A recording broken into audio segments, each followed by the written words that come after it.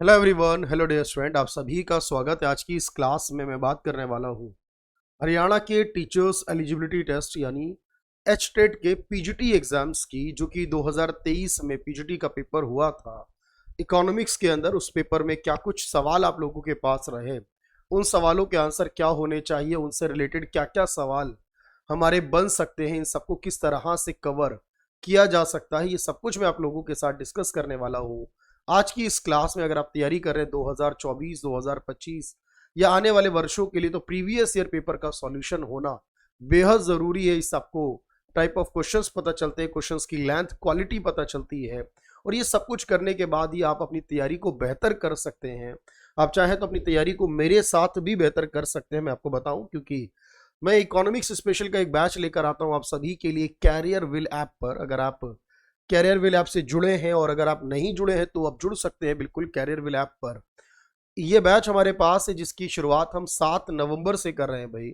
1 साल की वैलिडिटी के साथ ये पूरा बैच है, जिसके अंदर सारी की सारी क्लासेस लाइव होंगी, सारी क्लासेस वीओडी भी अवेलेबल होंगी आप लोगों को, यानी कि लाइव क्लास भी रिकॉर्ड होती जाएगी। उसे आप 1 साल तक जितनी बार चाहे देखें।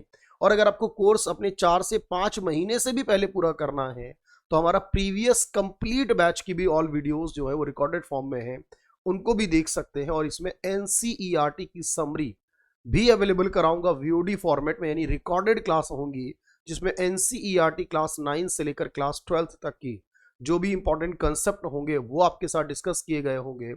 ये अगर आप तैयारी कर रहे हैं किसी भी स्टेट के पीजीटी एग्जाम्स की, किसी भी राज्य के टेट और एचटेट एग्जाम्स की, अगर वर्ग 1 एग्जाम्स होते हैं बहुत सारी स्टेट्स के अंदर, लेक्चरर के, असिस्टेंट प्रोफेसर्स के या टीचर्स रिलेटेड और एग्जाम्स हैं, उन सभी के लिए ये आपके लिए यूजफुल होने वाला है भाई। तो चलिए आज इसकी बात कर लेते हैं कि एचटेट 2023 का जो पेपर था ओवरऑल वो कैसा पेपर था, क्या कुछ क्वेश्चन उसमें पूछे गए थे, उसका एनालिसिस करना बेहद जरूरी है। तो चलिए भाई शुरुआत करते हैं। पहला सवाल देखेंगे कि इसमें लिखा है कि हमारे पास 2 सूची दी गई, इन 2 सूचियों को हमें मैच करना है। जैसे प्रिंसिपल ऑफ इकोनॉमिक्स है, किंग डिमांड कर्व है, principle of maximum social advantage है, और साथ में लॉ ऑफ इनविजिबल हैंड्स। वैसे आप जानते हैं इनविजिबल्स हैंड्स नाम से एक किताब भी है, और ये लॉ ऑफ इनविजिबल हैंड्स की अगर मैं बात करूं आपके साथ तो याद रखिएगा, इसे लेकर आया गया था, इसे बनाया गया था एडम स्मिथ के द्वारा, यानी कि डी के साथ जो है वो सेकंड होना चाहिए। आपको अटेम्प्ट तो करना ही है, ये क्वेश्चन ऑब्वियस है। यहाँ पर किंग डिमांड कर्व की बात करें तो ये पॉल स्वीजी का कॉन्सेप्ट है। जब हम ओलिगोपोली मार्केट पढ़ते हैं, अल्पाधिकार बाजार पढ़ते हैं, तब हम किंग डिमांड कर्व बनाते हैं। उसमें प्रिंसिपल ऑफ इकोनॉमिक्स जो है ये एक किताब है, और ये किताब जो फादर ऑफ माइक्रो इकोनॉमिक्स कहलाते हैं एल्फ्रेड मार्शल, उनके द्वारा लिखी गई किताब है ये। और साथ में जो नियम है सोशल एडवांटेज के, डॉल्टन के द्वारा, मैक्सिमम सोशल एडवांटेज बेनिफिट्स भी आप इन्हें कह सकते हो। तो इस आधार पर अगर आप देखोगे तो ए के साथ 3 होना चाहिए, बी के साथ 1 होगा, और सी के साथ 4, डी के साथ 2, तो ए ऑप्शन करेक्ट होगा। हाल ही में the degree of monopoly power is defined by Rothschild is based on, यानी कि इंपॉर्टेंट ये है कि किसने कहा है। यहां पर हर एक व्यक्ति के पॉइंट ऑफ व्यू अलग अलग हो सकते हैं, लेकिन यहां पर सवाल है कि एकाधिकार किस पर डिपेंड करता है। देखो, एकाधिकार की जो पावर, जो शक्ति है, जो उसकी इलास्टिसिटी को रिलेट करती है एक्चुअल में, ये डिपेंड करती इस बात पे नहीं है कि उसका लाभ कितना है या उसकी क्रॉस इलास्टिसिटी। तो आप जानते हैं मोनोपोली में होती ही नहीं है सर, क्योंकि मोनोपोली में एक ही प्रोडक्ट होता है, और एक ही प्रोडक्ट की कभी तिरछी लोच, आड़ी, क्रॉस लोच हो ही नहीं सकती।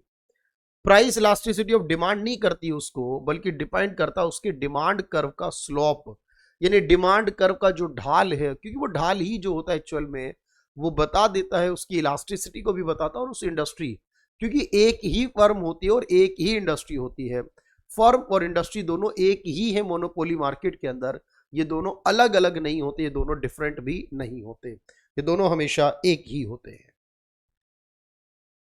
अगला पॉइंट है, कीमत में गिरावट के परिणाम स्वरूप वस्तु पर कुल व्यय घटता है तो लोच क्या होगी। ये इलास्टिसिटी में जब हम एक एक्सपेंडिचर मेथड यूज करते हैं कि अगर कीमत बढ़े या घटे लेकिन हमारा व्यय समान रहे, तो इसका अर्थ बनता है कि लोच एक है।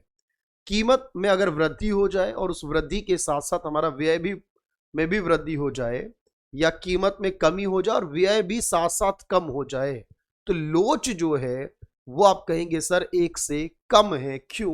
क्योंकि आपके लोच कम है, इसका मतलब आप कम वस्तुएं सेक्रीफाइस कर रहे हैं, कम वस्तुएं इंक्रीज कर रहे हैं, इसीलिए कीमत गिर रही है, तो आपका कुल व्यय जो है वो भी कम हो जा रहा है। याद रखना, जब ये दोनों सेम होते हैं तो लोच हमेशा 1 से कम होती है। अगर कीमत बढ़े और साथ में व्यय गिर जाए उल्टा, तब लोच 1 से अधिक होती है।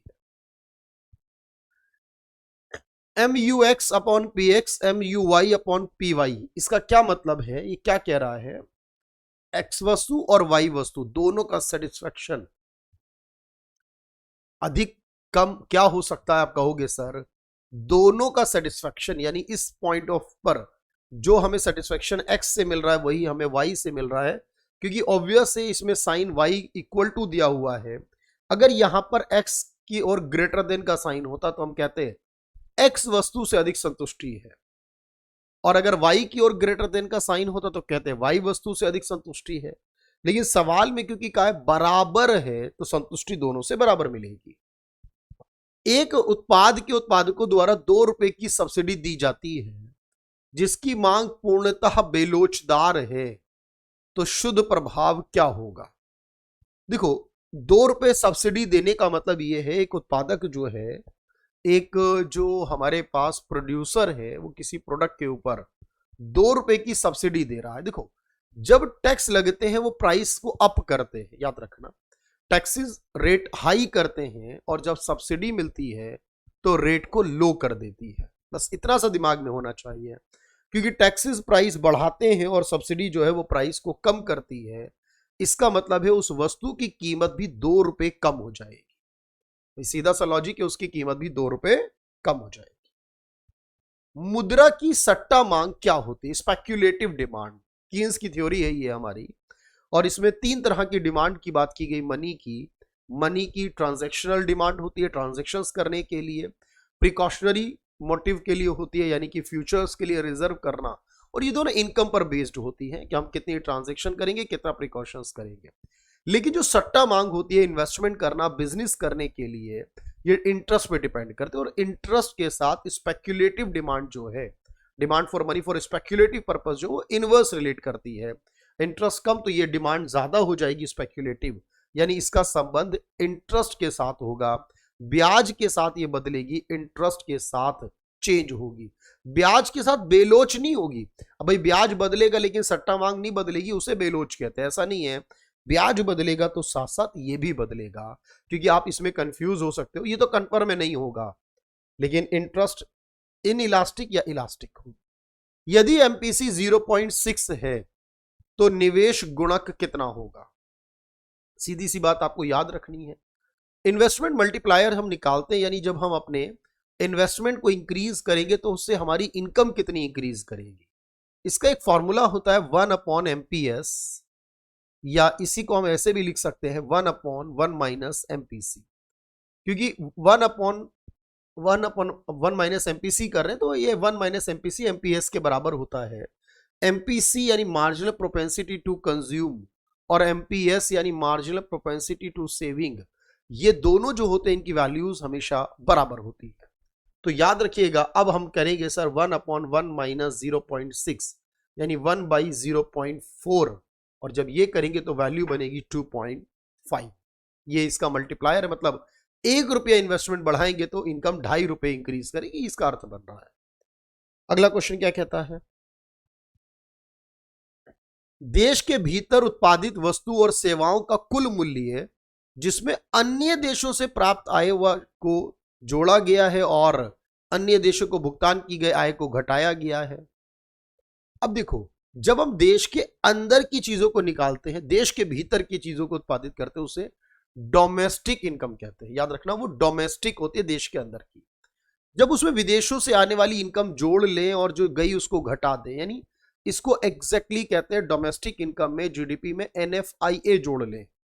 जब डोमेस्टिक में NFIA जोड़ लेंगे तब ये नेशनल हो जाएगी, तब ये डोमेस्टिक तो नहीं हो सकती सर, ये A और C तो पॉसिबल नहीं है, क्योंकि अब हमने विदेशी इनकम को जोड़ लेना, इसके अंदर A और C नहीं हो सकता।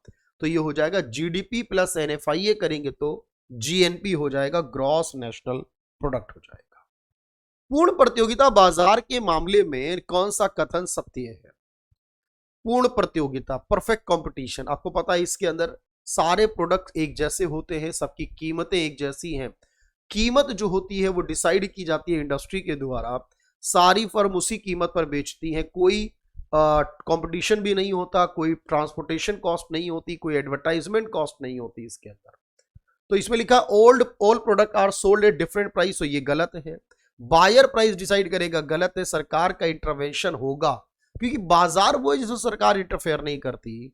कोई परिवहन लागत नहीं होगी, मैंने बताया, कोई कंपटीशन नहीं, कोई एडवर्टाइजमेंट नहीं, कोई ट्रांसपोर्टेशन कॉस्ट नहीं।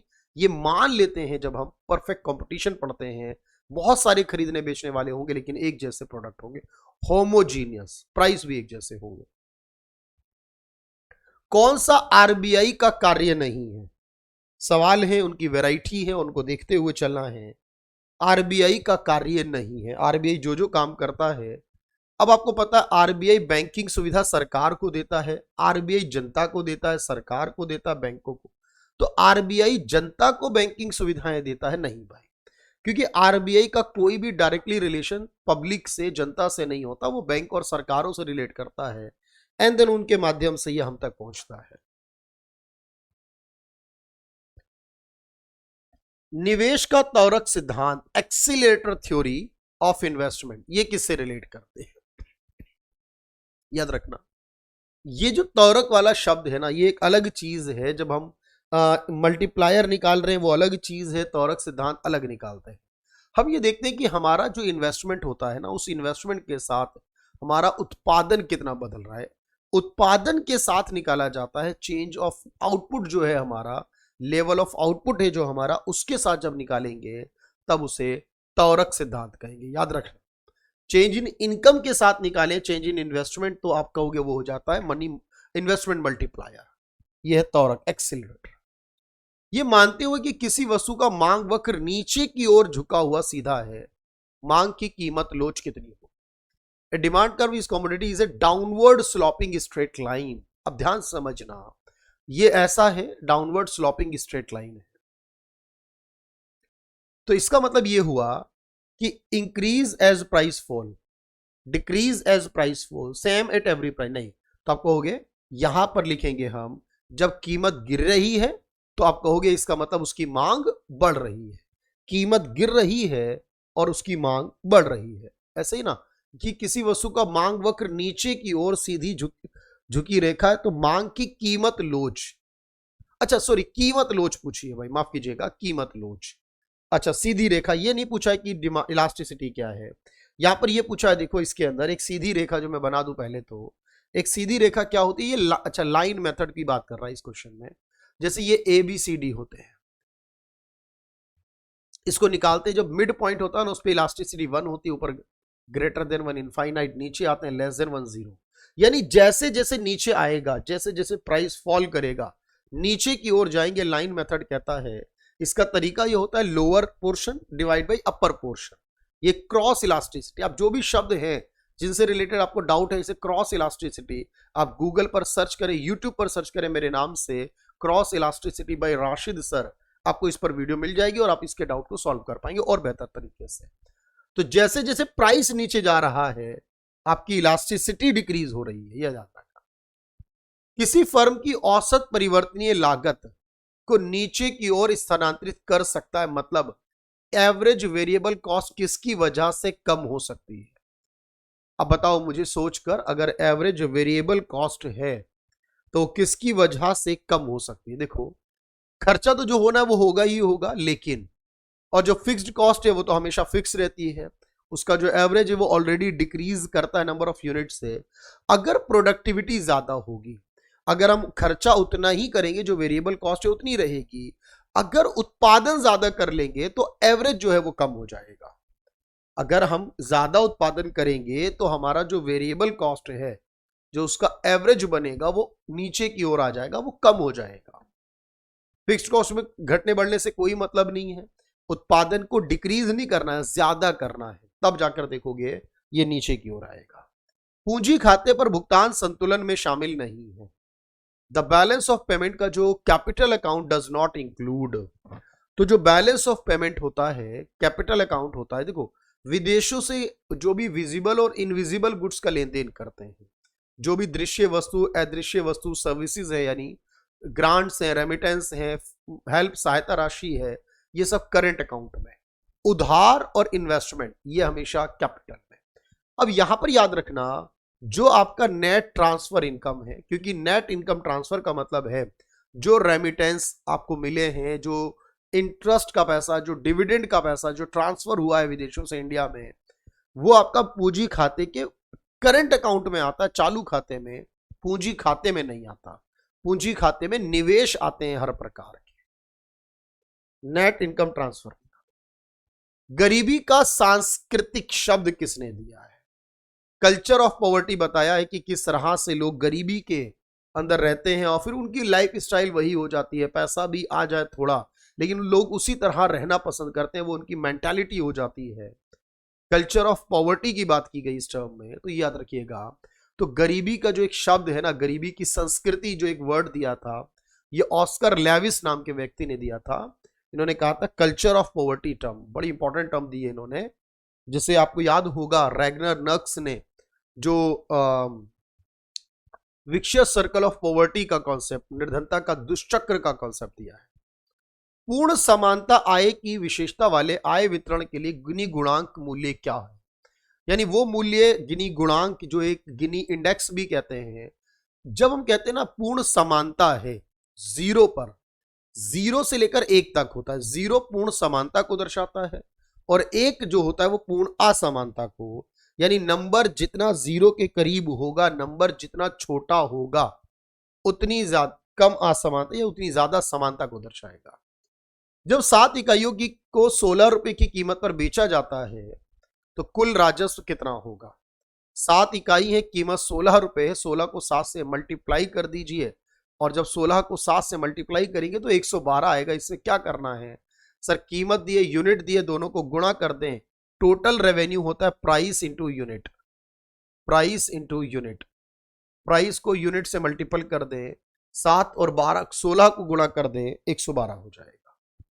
किस अप्रत्यक्ष कर को जीएसटी द्वारा प्रतिस्थापित किया गया? यानी इनमें वो कौन सा टैक्स है जो जीएसटी के आने पर खत्म हो गया है, अब नहीं लगता है? याद रखना, अब नहीं लगता है sales tax, service tax, excise duty, VAT, ये सारे टैक्सेस हट चुके।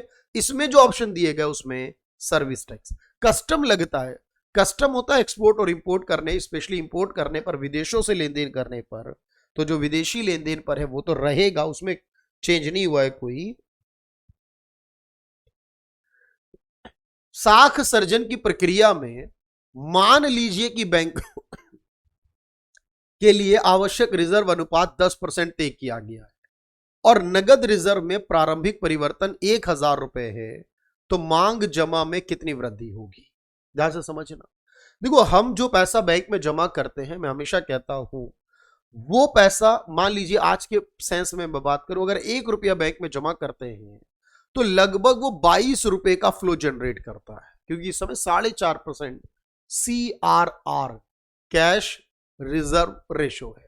हम क्योंकि जो पैसा बैंक में रखते हैं, बैंक उसका 4.5% RBI को देता है, बाकी लोन देता है, फिर वो मार्केट में यूज होता है, फिर वो जमा होकर फिर बैंक में आता है, देन इसी प्रकार से प्रोसेस चलता है।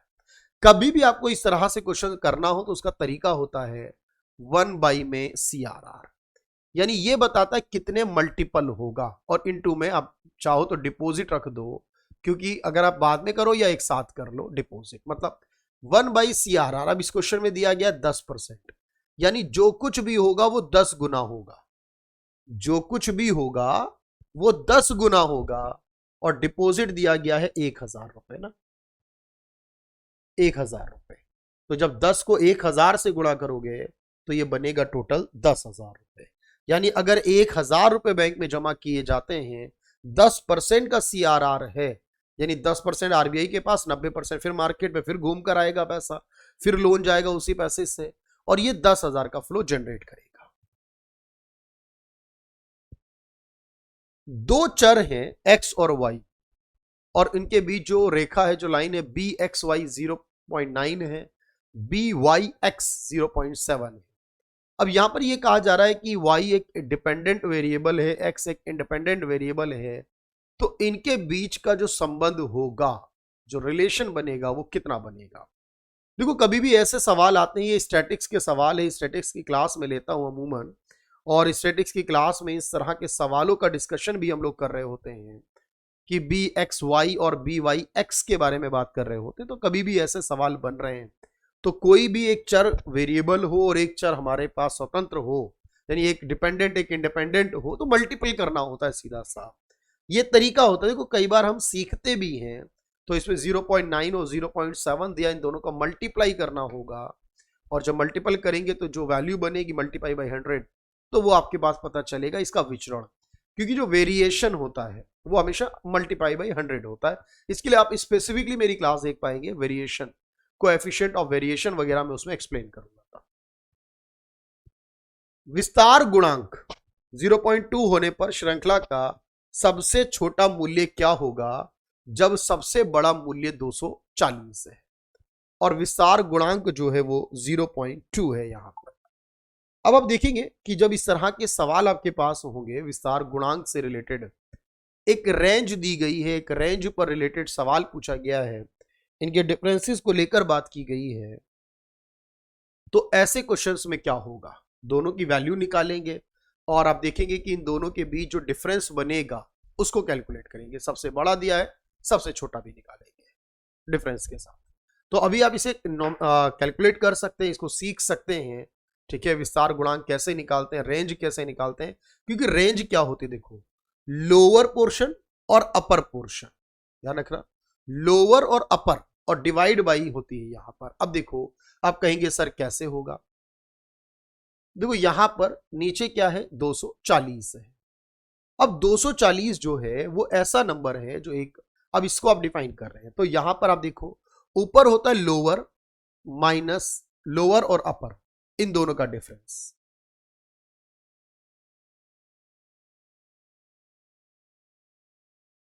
अपर रेंज माइनस लोअर रेंज, और नीचे होता है अपर रेंज प्लस लोअर रेंज, तो यहां अपर रेंज प्लस लोअर रेंज इस, और ये दिया हुआ है कि इन दोनों का जो आएगा वो 0.2 आएगा, यानी जो भी नंबर ऊपर आएगा और जो भी नंबर नीचे रहेगा वो उसका 5 गुना ज्यादा होगा। अब इसको आपको सॉल्व करना है, मैथमेटिकली सॉल्व करना है। इसमें आप एक रेंज को x मान लेंगे, यानी सबसे छोटे वाले को x मान लेंगे, तो मैंने बता दिया, देखो आप लगभग आप ये मान के चलो कि जब आप कहोगे कि सर ये 240 है और छोटा 160 है, तो ये बचेगा कितना 80, नीचे आप इन दोनों को जोड़ दोगे, 240 को प्लस 160 कर दोगे, कर लोगे ना भाई इतना, तो मैं उम्मीद करता हूं, तो नीचे आएगा 400, और तभी ये वैल्यू बनेगी 0.2। लोअर और अपर रेंज का ऊपर माइनस करके डिफरेंस नीचे प्लस करते हैं, तो आता विस्तार गुणांक। चलो, किस प्रकार की बेरोजगारी में श्रमिकों की सीमांत उत्पादकता शून्य होती है। श्रमिकों की सीमांत उत्पादकता यानी श्रमिक उत्पादन करें पर जीरो करें, इसे कहते हैं छिपा हुआ बेरोजगारी, इसे कहते हैं डिस्गाइज्ड अनएम्प्लॉयमेंट। ये छिपी हुई बेरोजगारी एग्रीकल्चर फील्ड में मोस्टली होती है, आप जानते हैं, प्रच्छन्न बेरोजगारी इसी को कहा गया। नियोजित विकास मॉडल को भारत में कब अपनाया गया था। प्लान्ड डेवलपमेंट यानी प्लानिंग को कब अपनाया गया, सीधा सवाल यह है, प्लानिंग कब शुरू करी भारत ने। 1950 में प्लानिंग कमीशन बना है, 15 मार्च 1950, और उसके बाद 1 अप्रैल 1951 से लेकर 31 मार्च 1956 तक पहली योजना रही हैरोल्ड डॉमर मॉडल पर आधारित थी जो, तो 1 अप्रैल 1951 से पहली योजना शुरू हुई थी। अंतरराष्ट्रीय व्यापार में अपॉर्चुनिटी कॉस्ट थ्योरी किसने दी। देखो एक है absolute cost advantage theory Adam Smith की, एक है comparative cost advantage theory Ricardo की, याद कर लो। ये दोनों तो इसमें ऑप्शन है, रिकार्डो है वैसे ऑप्शन में, लेकिन रिकार्डो आंसर नहीं बनेगा सर। अब यहां पर ध्यान रखना, जो अपॉर्चुनिटी कॉस्ट थ्योरी दी गई है वो किसके द्वारा दी गई। हेक्सर ऑलिन जो है उन्होंने फैक्टर्स की थ्योरी दी है, फैक्टर्स, रिलेटिव फैक्टर्स थ्योरी दी है, ये अभी आएगा, अभी आगे भी शायद इसमें सवाल है, मैंने देखा फाइल में। तो यहां हबलर है जो, उन्होंने अपॉर्चुनिटी कॉस्ट की थ्योरी दी है, थ्योरी ऑफ इंटरनेशनल ट्रेड पर बेस्ड है ये थ्योरी। जीवन का भौतिक गुणवत्ता सूचकांक PQLI ये एक इंडेक्स है, और या मॉरिस डी मॉरिस ने 1970 के समय में ये दी थी। ये सब मैं टॉपिक क्लास में कवर करता हूं अपने इकोनॉमिक ग्रोथ एंड डेवलपमेंट वाले कॉन्सेप्ट के अंदर। याद रखना सभी संकेतक शामिल होते हैं सिवाय, देखो इसमें हमने प्रति व्यक्ति आय नहीं लेते, इसमें इन्फेंट मोर्टेलिटी रेट लेते हैं, लिटरेसी रेट लेते हैं, लाइफ एक्सपेक्टेंसी भी लेते हैं, लेकिन प्रति व्यक्ति आय यानी पर कैपिटा इनकम जो वर्ड है उसको इसमें शामिल नहीं करते हैं। अगला सवाल देखिएगा ध्यान से।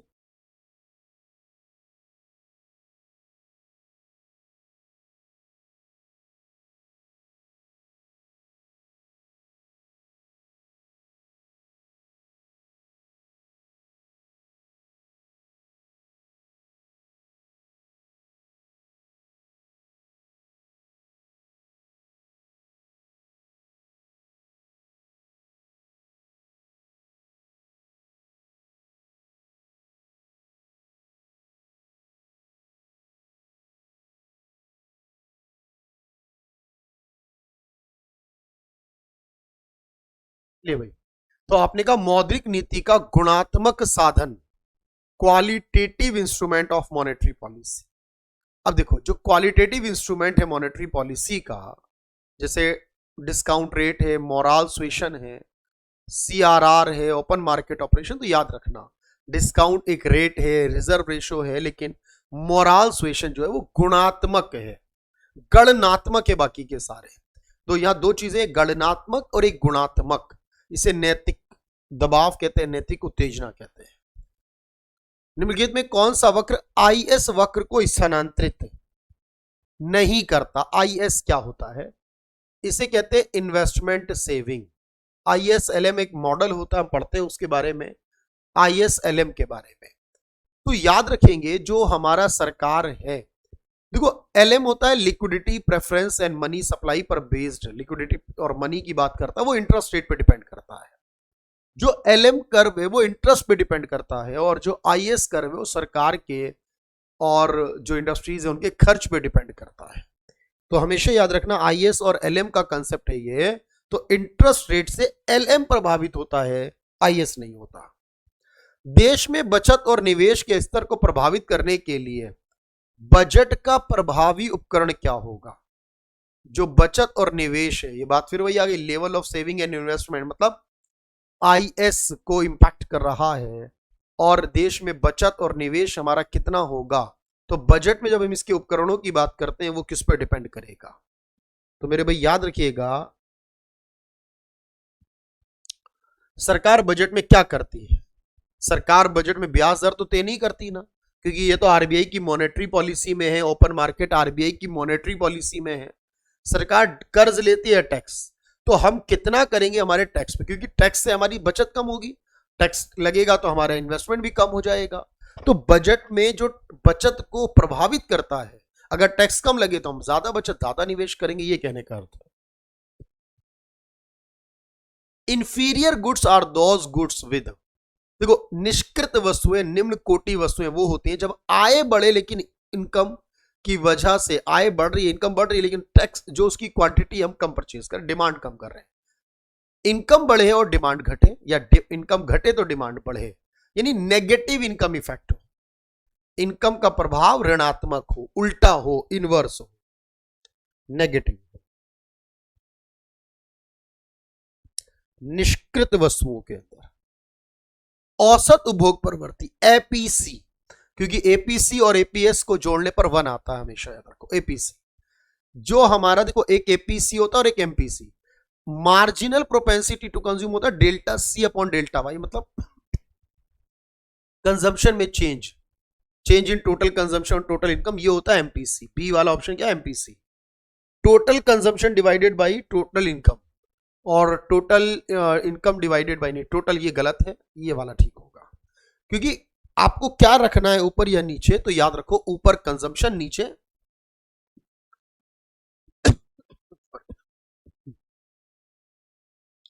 एपीसी होता है सी अपॉन वाई, वाई अपॉन सी नहीं होता, इसलिए ए गलत है। राजकोषीय व्यय में वृद्धि, अगर सरकारी खर्च बढ़ता है तो इससे क्या होगा? जो सरकारी व्यय है, फिस्कल स्पेंडिंग है, वो बढ़ती है, तो इससे क्या होगा? एन इंक्रीज इन द चलिए, ये एक सवाल है, मुझे थोड़ा सा डाउट लग रहा है इस सवाल में कि ये सवाल इसी प्रकार से इसी फॉर्मेट में पूछा गया है या कुछ और है भाई इसके अंदर, क्योंकि ये एग्जाम में मुझे लग रहा है कि भाई इसमें जो फिजिकल की बात की गई है। एक सेकंड देंगे भाई।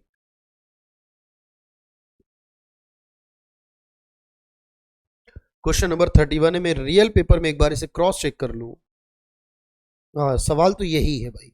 तो देखते हैं भाई इसमें क्या ऑप्शन दिए गए, क्या कुछ बताया गया है, किस बारे में बात की गई। तो यहां पर बात की जा रही, क्वेश्चन नंबर 31 है ये हमारा। हाँ ठीक है, ये दिया है इफ इंक्रीज इन फिस्कल, यानी सरकारी खर्च अगर बढ़ेगा, फिलिप्स कर्व के साथ रिलेशन बताना है। फिलिप्स कर्व जो होता है ना, वो इन्फ्लेशन और अनएम्प्लॉयमेंट के बीच रिलेशन बताता है। ठीक है, बिल्कुल। अब याद करो, अगर फिस्कल एक्सपेंस बढ़ेगा तो मनी सप्लाई बढ़ेगी और इससे इन्फ्लेशन बढ़ेगा, और जब जब इन्फ्लेशन बढ़ेगा तब तक बेरोजगारी कम होगी। फिलिप्स कर्व कहता है इन्फ्लेशन और अनएम्प्लॉयमेंट में इनवर्स रिलेशन होता है। फिलिप्स कर्व क्या कहता है, दोनों में इनवर्स रिलेशन होता है। तो यहां से क्या होगा कि जब जब खर्च बढ़ेगा, महंगाई बढ़ेगी, तो जो बेरोजगारी है वो कम हो जाएगी। बेरोजगारी कम हो जानी चाहिए, तो इसमें लिखा है फिलिप्स वक्र के साथ गतिशीलता से बेरोजगारी गिरेगी। ठीक है भाई, बिल्कुल ठीक है, बेरोजगारी गिरेगी। सही सवाल, मतलब इतना घुमाकर दिया है कि मुझे भी कंफ्यूजन था इस सवाल में कि फिस्कल का इसके साथ, क्योंकि उन्होंने डायरेक्टली नहीं कहा महंगाई बढ़ेगी तो क्या होगा।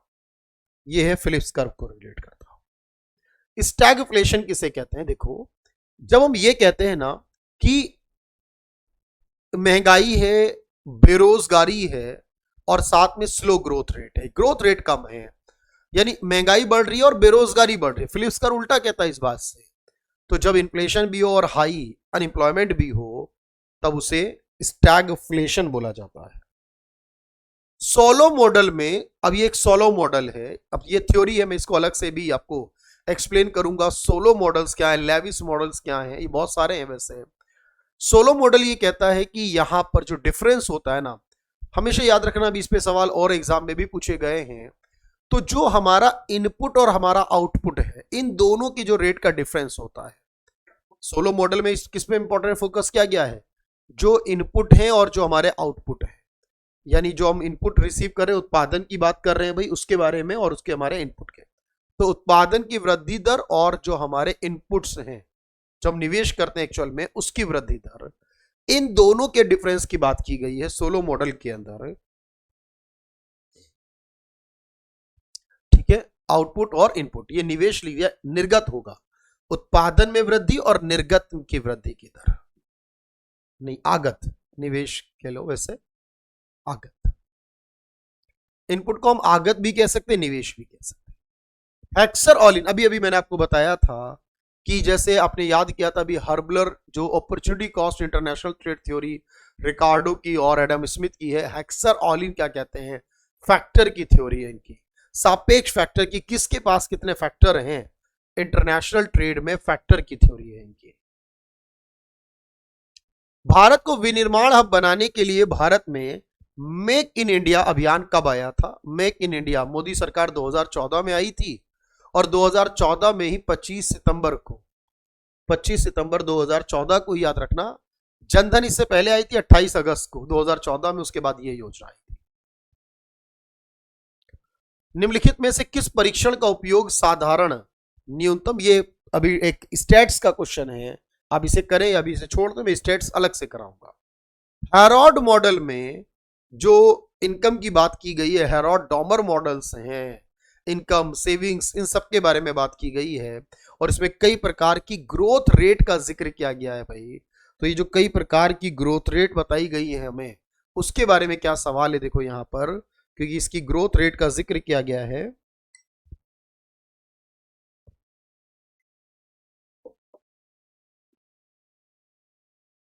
तो हेरोड डॉमर मॉडल किस बात पे निर्भर करती है, पूछा गया है। तो ये डिपेंड करती है कैपिटल और उसके आउटपुट के रेशो पर, कैपिटल और आउटपुट के रेशो पर। मुंडल फ्लेमिंग का एलएम वक्र का ढलान बाएं से दाएं, बाएं से दाएं मतलब बढ़ता हुआ, देखो कभी भी आगे जा रहा है तो उसे क्या कहेंगे भाई, बाएं से दाएं होगा तो क्या कहेंगे बताओ सर, जब बाएं से दाएं होगा। और एलएम कर्व कैसा होता है, एलएम कर्व ऐसा होता है, ध्यान रखना। आईएस कर्व ऐसा होता है, जहां बराबर होते हैं वहां रेट ऑफ इंटरेस्ट डिसाइड होता है, तो ये अपवर्ड होता है। लुईस मॉडल के हिसाब से दोहरी अर्थव्यवस्था कब आती है, ड्यूअल इकोनॉमी कब ग्रो करते हैं, क्योंकि ड्यूअल इकोनॉमी में एग्रीकल्चर है और इंडस्ट्रीज हैं। अब हम एग्रीकल्चर में भी यानी जो लेबर इंटेंसिव टेक्निक है उसमें भी मॉडर्न को फॉलो करें, क्योंकि हम ऑब्वियस से कैपिटल इंटेंसिव जो इंडस्ट्रीज है उसमें तो मॉडर्न करते ही है, लेकिन जो हमारा लेबर इंटेंसिव टेक्निक जहां जहां होती थी, अगर वहां पर भी हम क्या करें कि मॉडर्नाइज करें चीजों को और मॉडर्न मैन्युफैक्चरिंग मेथड यूज करें उन जगहों पर भी, तो ये ज्यादा बेहतर तरीके से इंप्रूव करेंगे। लुईस मॉडल ये कहता है। ईस्टर्न टैरिफ उस बिंदु पर निर्धारित किया जाता है जहां टैरिफ लगाने वाले देश का जो ऑफर कर्व है वो दूसरे देश के ऑफर कर्व को, देखो कभी भी याद रखो, कभी भी कोई डिसीजन लिया जाता है ना, तो हमेशा डिसीजन के लिए दो चीजों का बराबर होना, अमूमन इकोनॉमिक्स में ना एक चीज बड़ी कॉमन है और वो है इक्विलिब्रियम होना, बराबर होना। जब दो चीजें हैं, दो देशों के अलग अलग ऑफर कर्व है और हमें कितना टैक्स लगाना चाहिए, इस बात को तो हमेशा दोनों को बराबर रखने की कोशिश करते हैं, जहां एक दूसरे को टेंजेंट करें, स्पर्श करें, टच करें। मूल्य स्तर में परिवर्तन से पहले विनिमय दर मान लो 60 रुपए थी $1 की, अब क्या है, भारतीय मूल्य सूचकांक 300 बढ़ जाता है और यूएसए का 200 बढ़ जाता है, तो क्रय शक्ति समता के हिसाब से नई विनिमय दर क्या होगी। यानी इसका मतलब है अमेरिका के मुकाबले भारतीय मूल्य सूचकांक 1.5 गुना है, भारत का मूल्य सूचकांक 1.5 गुना, भारत का जो प्राइस इंडेक्स है, मूल्य सूचकांक है, वो 1.5 गुना ज्यादा है। अब 1.5 गुना ज्यादा है, इसका मतलब क्या बना, इसका मतलब ये बना सर, जो एक 60 रुपए का $1 आ रहा था, जो $1 60 रुपए का आ रहा था, अब $1 जो है वो 1.5 रुपए, $1.5 में आएंगे, $1.5 का 60 रुपए, इसका मतलब $1 40 का होगा। मतलब भारतीय रुपया सूचकांक मजबूत हुआ है, इससे भारत की मुद्रा की क्रय शक्ति जो है वो बढ़ गई है, भारतीय मुद्रा की क्रय शक्ति में वृद्धि हो गई है सर, क्योंकि जो 60 रुपए का $1 था वो $1.5 का होगा 60 रुपए का, क्योंकि भारत तेजी से ग्रो कर रहा है ना, उसका 200 बढ़ गया, इंडिया वाले का 300, 1.5 गुना ज्यादा हुआ। वे मूल्य अवमूल्यन जिसके कारण भुगतान संतुलन शुरू में बिगड़ जाता है और फिर सुधर जाता है, उस वक्र को पहले खराब हो जाए बाद में सही हो जाए, डिवैल्यूएशन। तो इसे किस प्रकार का कर्व, देखो जो पहले खराब हो जाए नीचे की तरफ आ जाए और फिर धीरे धीरे ऊपर की तरफ चला जाए, खराब होके ऊपर चला जाए, ये यू भी बनता है, एल तो नहीं बनता, सी तो नहीं बनता, पर इसे जे कर्व कहते हैं, इसे जे वक्र से प्रभाव करते हैं, यानी शुरू में बहुत तेजी से एंड देन फिर सीधा ऊपर की तरफ चला जाए, इसे कहते हैं अवमूल्यन, यानी पैसे का वैल्यू गिराने से। उल्टे यू आकार का, ऐसा ये वाला उल्टा यू आकार, बेल्स भी इसे कहते हैं, उल्टे यू आकार में लाफर कर्व बनता है जो टैक्स रेट और टैक्स रेवेन्यू के रिलेशन को बताता है। तो अधिकतम बिंदु कहता है यहां सरकार की टैक्स रेवेन्यू मैक्सिमम है, इससे ज्यादा सरकार को रेवेन्यू नहीं मिलेगा, इसके बाद अगर टैक्स रेट बढ़ाया तो रेवेन्यू घटता चला जाएगा। उच्च कर और उच्च घटते सार्वजनिक व्यय, टैक्स ज्यादा लगा रहे हो और सरकारी व्यय कम करते जा रहे हो, जिससे क्या हो रहा है, लोगों के पास पैसा कम हो जा रहा है। इसे क्या कहते हैं, इसे बोलते हैं, इसे एक टर्म दी गई है, इसे एक नाम दिया जा रहा है फिस्कल क्लिफ। क्लिफ यानी कम करने से वर्ड यूज होता है, यानी आप टैक्स लगा रहे हो तो भी जनता आपको ज्यादा दे रही है, फिर खर्च भी कम कर रहे हो, जनता के पास नगदी कम हो जा रही है, इसके लिए एक शब्द यूज होता है फिस्कल क्लिफ। विदेशी मुद्रा बाजार, स्टॉक एक्सचेंज बाजार, बैंकिंग और गैर बैंकिंग संस्थान, ये सब किसका हिस्सा है, फाइनेंशियल सेक्टर का। ये तो बहुत आसान था भाई, ये सारी संस्थाएं किसके हिस्से में आती हैं सर, ये सारी की सारी फाइनेंशियल सेक्टर है। द्विचर प्रतिगमन विश्लेषण, जिस चर की भविष्यवाणी की जा रही है वो कैसा हुआ। देखो जो हम बात कर रहे हैं ना, जिसकी भविष्यवाणी कर रहे हैं वो कैसा होगा, अब ये सोचना है, तो वह क्या है, जिस चर की भविष्यवाणी की जा रही है। देखो वो डिपेंडेंट है, वो आश्रित है, क्योंकि जिससे कर रहे हो ना उसके ऊपर डिपेंड है वो, भाई जिसकी भविष्यवाणी हो रही है वो उस पर डिपेंड है, जिसके थ्रू की जा रही है उस पर, तो जिसकी भविष्यवाणी की जा रही है उसको डिपेंडेंट वेरिएबल कहते हैं। डंपिंग क्या है, देखो जब कोई चीज को विदेशों में सस्ता बेचता है, इंटरनेशनल ट्रेड का एक कंसेप्ट है ये, फॉरेन ट्रेड का, अपने देश में महंगा है लेकिन विदेशों में सस्ता बेचा जा रहा है, कम कीमत पर विदेशों में माल की बिक्री की जा रही है, कम कीमत पर विदेशों में माल की बिक्री। सापेक्ष आय सिद्धांत, वर्तमान आय और आनुपातिक रूप से बढ़ती है उपभोग के साथ एपीसी क्या होगा। देखो एपीसी जो होता है ना, एवरेज प्रोपेंसिटी टू कंज्यूम, जैसे जैसे एक इंसान अपना खर्च बढ़ाता है तो उस खर्च के साथ साथ क्या होता है, सापेक्ष आय सिद्धांत कह रहा है कि एक इंसान की इनकम बढ़ेगी तो उसके प्रोपोर्शनली उसका जो खर्चा है वो भी बढ़ जाएगा। रिलेटिव इनकम थ्योरी कहती है इनकम बढ़ेगी तो खर्चा भी बढ़ेगा, यानी दोनों परसेंटेज वाइज सेम रहे। यहां पर दिया हुआ है कि इलास्टिसिटी है 4 प्रकार की, पॉइंट इलास्टिसिटी है, मैंने आपको बताया था। इसे हमने कहते ना lower segment divide by upper segment, मैंने अभी बताया था एक लाइन के थ्रू। जहां इनकम के साथ बात हो उसे अलग रखेंगे, इनकम के साथ बात है तो वो इनकम इलास्टिसिटी होगी, ये इनकम के साथ है। यहां दो अलग अलग वस्तुओं का जिक्र है, ए और बी वस्तु, जहां दो अलग अलग वस्तु होती है उन्हें क्रॉस इलास्टिसिटी कहते हैं, और ये इसकी प्राइस के साथ है, प्राइस इलास्टिसिटी। ये देख लो, एक प्राइस के साथ है, पी लिखा है वहां से, वाई मतलब इनकम है, क्रॉस मतलब दो वस्तु अलग अलग हैं, प्राइस ए का प्राइस बी का, है ना। तो इस तरीके से आप मैच करोगे, ए के साथ सी होना चाहिए, तो जिस ऑप्शन में ए के साथ सी होगा, 1 के साथ सी, वो आपका राइट आंसर होगा। लिक्विडिटी ट्रैप जो होता है इसमें क्या होता है, देखो लिक्विडिटी ट्रैप ये कहते हैं जो हमारी मनी सप्लाई मनी डिमांड, तो जो मनी की डिमांड हमारी एक बिल्कुल परफेक्टली इलास्टिक हो जाती है, परफेक्टली इलास्टिक हो जाती है, सॉरी पूर्णता लोचदार इंप्लाइज, ये तो एक ही बात हो गई ना, परफेक्टली इलास्टिक, परफेक्ट नहीं, अनंत भी तो यही होता है यार, ये कैसे ऑप्शन दिया है, कुछ गड़बड़ तो नहीं ऑप्शन टाइप होने में। वैसे इनफाइनाइट भी हो सकता है, अनंत हो जाती है। लिक्विडिटी ट्रैप जो होती है फिर इसमें क्या होता है, का अर्थ होता है कि जो हमारी डिमांड है वो इन्फिनिटी स्टेज तक पहुंच जाती है। तो ए और सी में देखना पड़ेगा कहीं में टाइपिंग में कोई मिस्टेक ना हो क्वेश्चन की, क्योंकि ए और सी दोनों सेम सेम नजर आ रहे हैं हमें, और हम उसे एक बार क्रॉस चेक भी कर सकते हैं। वैसे क्वेश्चन नंबर है हमारे पास 50, तो क्योंकि जो ओरिजिनल पेपर है उसके अंदर हम देख सकते हैं भाई ओरिजिनल पेपर में क्या ऑप्शंस दिए गए हैं। पूर्णता लोचदार मांग भी है और पूर्णता बेलोचदार भी है और इन्फिनिटी भी है, तो इन्फिनिटी इनफाइनाइट या ए और सी दोनों पॉसिबल है, परफेक्टली इलास्टिक ही कहते हैं इसे।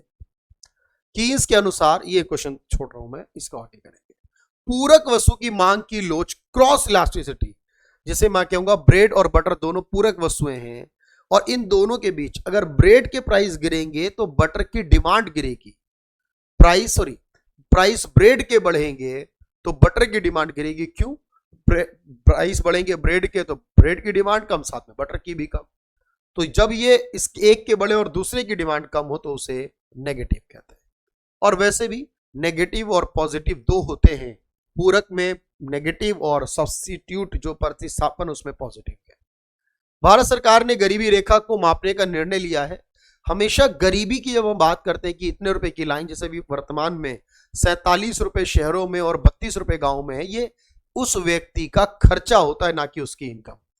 यानी एक व्यक्ति एक दिन में 47 रुपए खर्च कर दे शहर में या 32 रुपए खर्च कर दे गांव में, तो उस पर डिपेंड करेगा वो गरीब है या नहीं। व्यापार की हस्तक्षेप नीति के अनुसार देश के सर्वोच्च हित में क्या होगा, व्यापार के प्रति हस्तक्षेप नीति बनाए रखना, यानी सरकार का इंटरफेयर ना हो, गवर्नमेंट का इंटरफेयर ना हो। याद रखना हमेशा गवर्नमेंट के इंटरफेयर को मना करा है किसने, गवर्नमेंट, क्योंकि जो पूंजीवाद को प्रमोट कर रहे हैं ना, जो पूंजीवाद की बात करते हैं वो हमेशा ये कहते हैं, क्योंकि एडम स्मिथ वो है जो पूंजीवाद की बात करते हैं, पूंजीवाद के समर्थक है। जे.आर. हिक्स के अनुसार जो व्यापार चक्र है उसमें दीर्घकालीन संतुलन किस पर डिपेंड करता है, लॉन्ग टर्म जो है वो डिपेंड करता है किस पर, लॉन्ग टर्म जो है वो किस पर डिपेंड करता है। तो याद रखो जब कभी ऑप्शन में इस तरह की चीज दी गई है, तो थोड़ा सा ध्यान से पढ़ो, क्योंकि हम ए और बी, लगता है जब ऐसे ऑप्शन आते हैं तो हमारी पहली प्रायोरिटी होगा ए और बी चुन लेते हैं, डी चुन लेते हैं, ज्यादा अच्छा लग रहा है देखने में, तो हम ये कहते हैं दीर्घकालीन संतुलन। विक्स की ट्रेड थ्योरी कहती है ये इन्वेस्टमेंट पर, हमारा इन्वेस्टमेंट कितना है उस पर डिपेंड करेगा। श्रृंखला में जब मूल्यों को समान महत्व नहीं दिया जाता तो हम क्या गणना करते हैं? Weighted average. वेटेड एवरेज का कॉन्सेप्ट यही है ना, सबको बराबर वैल्यू नहीं दी गई है। जब सबको वैल्यू को बराबर दिया जाए, जब किसी सीरीज में when the value have equal importance, तो आप सीधा सीधा जोड़ के डिवाइड कर दो नंबर से। जब आप कहते हो सबको बराबर इंपॉर्टेंस नहीं दी गई है, तब आप उसमें क्या करते हो, वेटेड निकालते हो, जिसकी इंपॉर्टेंस ज्यादा उसका वेट यानी ज्यादा होगा। हस्तक्षेप, अभी अभी मैंने बताया पूंजीवाद से जुड़ा हुआ है, एडम स्मिथ इसके फादर हैं, इसके समर्थक हैं, तो हस्तक्षेप पूंजीवाद से जुड़ा हुआ शब्द है।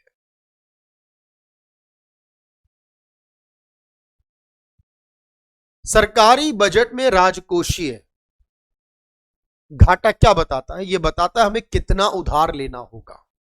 भाई ये बताता है हमें कितना उधार लेना होगा।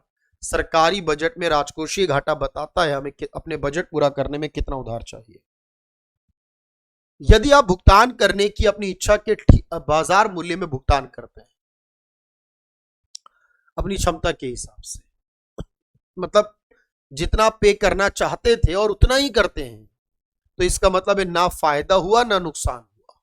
भाई जैसे मान लीजिए मैं सोच कर गया कि मुझे एक जीन्स लेनी है 2,000 रुपए की, और मुझे मार्केट में 2,000 रुपए की मिल गई, तो इसका मतलब है जीरो कंज्यूमर सरप्लस या जीरो कंज्यूमर लॉस भी होगा।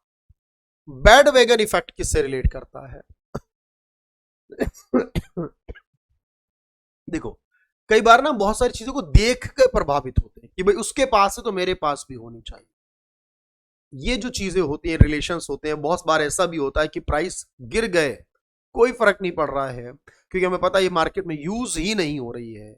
एक थ्योरी दी गई है, इसके लिए मैं अलग से वीडियो बनाऊंगा, मैंने बहुत सारी वीडियोस ऑलरेडी बनाई है। लॉरेंस कर्व क्या है, गिनी कोएफिशिएंट क्या है, ऑकुन्स लॉ क्या है, बेवरेज लॉ क्या है, और उसके बाद अब में सोलो मॉडल क्या है, हेरोड डॉमर मॉडल क्या है, लेविस मॉडल क्या है, बैड वैगन इफेक्ट्स क्या होते हैं, इन पर बेस्ड थ्योरीज में लेकर आऊंगा आपके पास और बेहतर बनाने के लिए। मुद्रास्फीति की देखभाल के लिए कौन सा उपाय अपनाया था? मुद्रास्फीति के लिए आप क्या करते हो? जब मुद्रास्फीति आती है तो क्या होता है उससे, कौन से उपाय अपनाए जाते हैं मुद्रास्फीति के केस में? तो याद रखना, टैक्स ज्यादा लगाना चाहिए और सरकारी व्यय कम, क्योंकि जितना टैक्स लगेगा लोगों के पास पैसा उतना कम बचेगा, और जब पैसा कम बचेगा तो महंगाई कम हो जाएगी। कहने का अर्थ है महंगाई कम करने के लिए क्या करना चाहिए, यह कहने का सवाल है। सरकारी खर्च घटाओ और टैक्स बढ़ाओ, इससे महंगाई कम होगी। फिलिप्स वक्र के अनुसार बेरोजगारी की दर वापस कब आ जाएगी? देखो फिलिप्स वक्र शॉर्ट टर्म में होता है, लॉन्ग टर्म में नहीं होता, बस ध्यान रखना। शॉर्ट टर्म में होता है, लॉन्ग टर्म में नहीं होता। लॉन्ग टर्म में फिलिप्स कर्व एक सीधी रेखा है, ना बढ़ती है ना घटती है, यानी लॉन्ग टर्म में महंगाई का बेरोजगारी पे कोई इफेक्ट नहीं होता, वापस आ जाती है और रुक जाती है अपनी जगह, कोई फर्क नहीं पड़ता। मैंने पढ़ाया हुआ फिलिप्स कर्व अलग से। समृद्धि को बढ़ाने के लिए सरकार को क्या करना चाहिए इनमें से छोड़कर? अगर सरकार ग्रोथ बढ़ाना चाहती है, इसमें से क्या ना करे? सेविंग इंकरेज करे, इन्वेस्टमेंट ठीक है, प्रमुख उद्योगों का राष्ट्रीयकरण करे, अनुसंधान प्रोत्साहित करे, विदेशियों को अपने देश में निवेश के लिए प्रोत्साहित करे, ठीक है, नेशनलाइज मेजर इंडस्ट्रीज, क्योंकि देखो सरकारी बनने से चीजें बेहतर नहीं होती हैं, सरकारी बनने से उनकी एफिशिएंसी कम होती है। 1950 से 1990 तक हमने राष्ट्रीयकरण किया है और आजकल हम प्राइवेटाइजेशन कर रहे हैं, तो राष्ट्रीयकरण करना अच्छी बात नहीं है, इससे ग्रोथ रुक जाती है। पूर्ण जनांकिकीय लाभांश कब मिलता है? फुल डेमोग्राफिक डिविडेंड, जब आप कहोगे जो 15 से लेकर 64 साल की एज के युवा वर्ग हैं, वर्किंग एज वाले, उनके पास ज्यादा बेहतर स्किल हो। जब ज्यादा स्किल होगी तब जनांकिकीय लाभांश का फायदा भी मिलेगा, जब वो 15 से लेकर 64 साल के लोग स्किल्ड होंगे।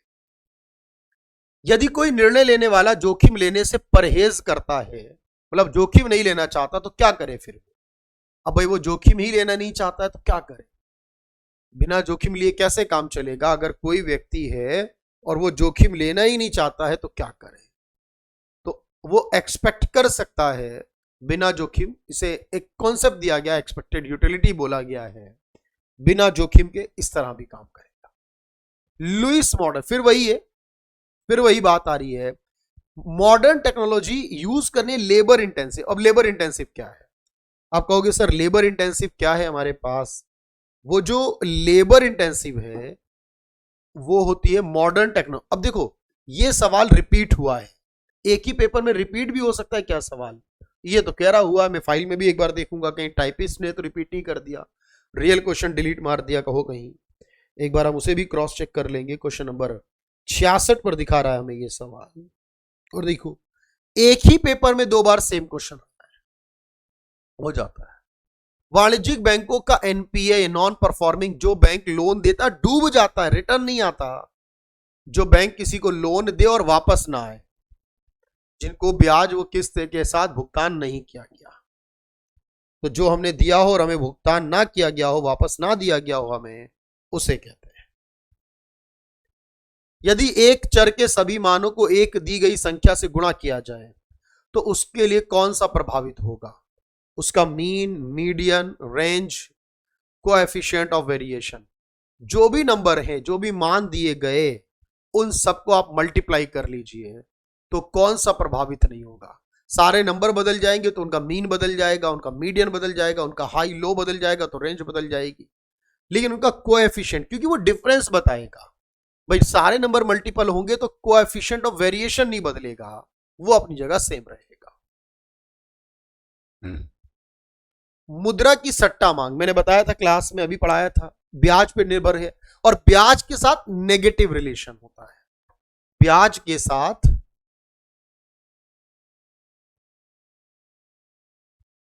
सट्टा मांग बढ़ेगी जब ब्याज की दर घटेगी।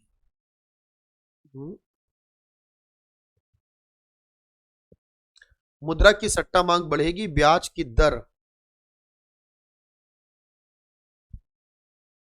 ब्याज की दर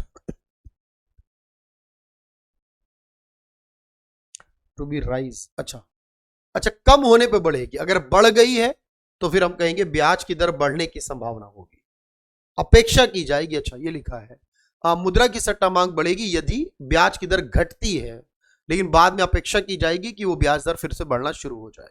प्राइस से तो कोई कनेक्शन नहीं है, ब्याज से ही कनेक्शन होता है। कौन सी एकाधिकार प्रतियोगिता की विशेषता? मैंने बताया था समरूप वस्तुएं होंगी, कोई ट्रांसपोर्टेशन कॉस्ट नहीं होगा, और सारे मूल्य उत्पादन नीति, कुशल अकुशल फर्मों का अस्तित्व होगा, बड़ी संख्या में फर्में होंगी, विशेषता नहीं है। स्वतंत्र मूल्य उत्पादन नीति, क्या अपने अपने मूल्य रख सकते हैं? सोचिए, क्या अपने अपने मूल्य रख सकते हैं? नहीं है, पूछा है। प्रोडक्ट होमोजीनिटी तो होगी, पर काफी बड़ी संख्या में फर्में भी होंगी। 70 नंबर।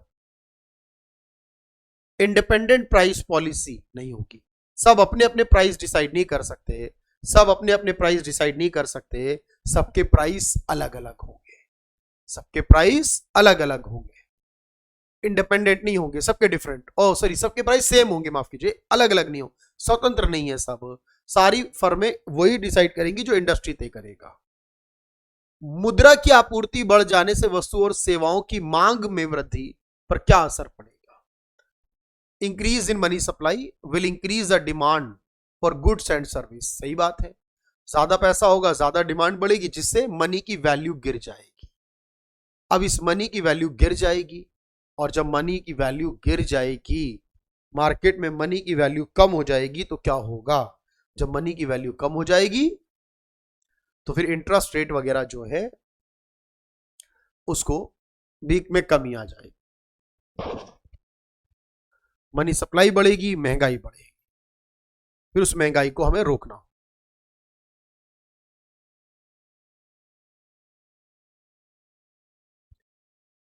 मानव विकास सूचकांक जब बनाया जाता है तब मानव विकास सूचकांक जो है उसमें क्या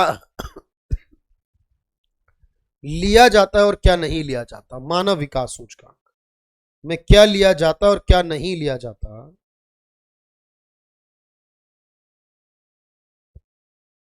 मानव विकास सूचकांक, तो मानव विकास में एजुकेशन, लाइफ, एनवायरमेंट नहीं होता ना, तो 1 2 3, 1 2 3 होता है। स्टैंडर्ड होता है, एजुकेशन होता है, यानी उसकी प्रति व्यक्ति आय होता है, एनवायरमेंट वाला नहीं होता।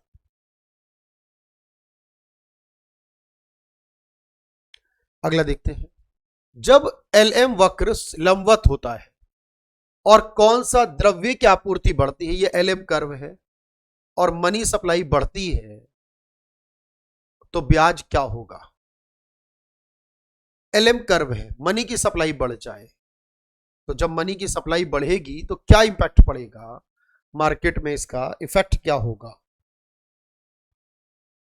तो जो इंटरेस्ट रेट है, जो ब्याज दर है, मनी की सप्लाई बढ़ने की वजह से, देखो ये LM कर्व है, मनी सप्लाई बढ़ेगा तो ये राइट साइड में चला जाएगा, और ये इसका डिमांड है, तो ये ब्याज यहां पर डिसाइड था वो यहां हो जाएगा, तो ब्याज दर गिर जाएगा।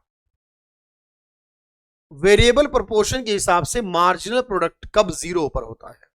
मार्जिनल प्रोडक्ट जीरो होता है जब टोटल यूटिलिटी अपने मैक्सिमम पर होती है, कुल उत्पादन मैक्सिमम हो तो मार्जिनल प्रोडक्शन जीरो होता है। दोनों केस में सेम चलता है। यदि लागत वक्र उल्टे हैं तो सीमांत लागत वक्र औसत लागत वक्र को कहां काटता है? देखो ये एवरेज कॉस्ट कर्व होता है, और ये इसके नीचे से बिल्कुल बॉटम से गुजरता हुआ मार्जिनल कॉस्ट कर्व है, उसके मिनिमम पर काटता है। मार्जिनल कॉस्ट कर्व जो होगा वो उसको अपने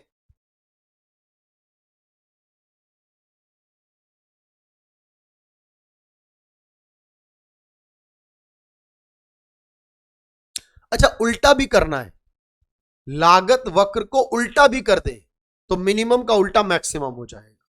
जो चीज मिनिमम पे काट रही है तो फिर वो मैक्सिमम पे काटती हुई नजर आएगी, क्योंकि वो उल्टा करना है उस सवाल में।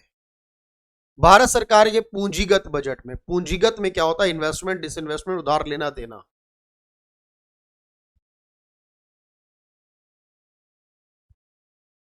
पूंजी बजट में क्या शामिल है? ये सवाल ही गलत लग रहा है। पूंजी बजट में तो लोन्स भी आते हैं, एक्वाइजिशन ऑफ एसेट भी आता है, लोन्स भी आते हैं। सवाल होना चाहिए क्या नहीं है, सवाल होना चाहिए क्या नहीं है। यहां पर मैं लिख देता हूं शामिल नहीं है, नॉट इंक्लूड्स, तो मेरे भाई ये इंक्लूड नहीं है इंपोर्ट, क्योंकि ये रेवेन्यू में आता है। वित्तीय समावेशन के लिए राष्ट्रीय रणनीति तैयार की गई है फाइनेंशियल इंक्लूजन को प्रमोट करने के लिए। किसके द्वारा? फाइनेंशियल इंक्लूजन होता है, इसको बढ़ावा देना है, और इसको लिए फाइनेंशियल इंक्लूजन एडवाइजरी कमेटी होती है आरबीआई के अंतर्गत, वो काम करती है।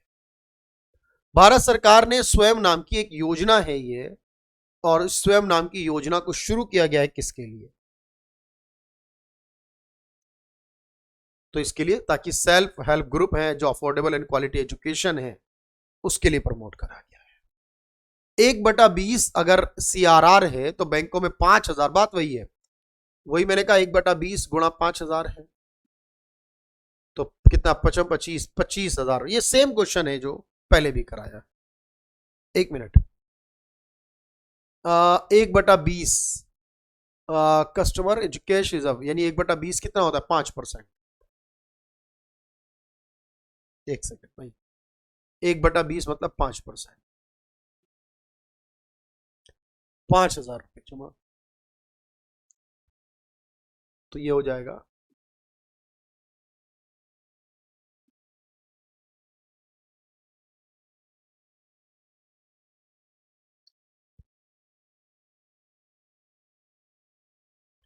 तो ये कितना हो जाएगा भाई? ये तो ज्यादा हो जाएगा अमाउंट, कुछ गड़बड़ है इस सवाल में। 1/20 दिया गया है CRR, तो इस क्वेश्चन में कुछ गड़बड़ है भाई।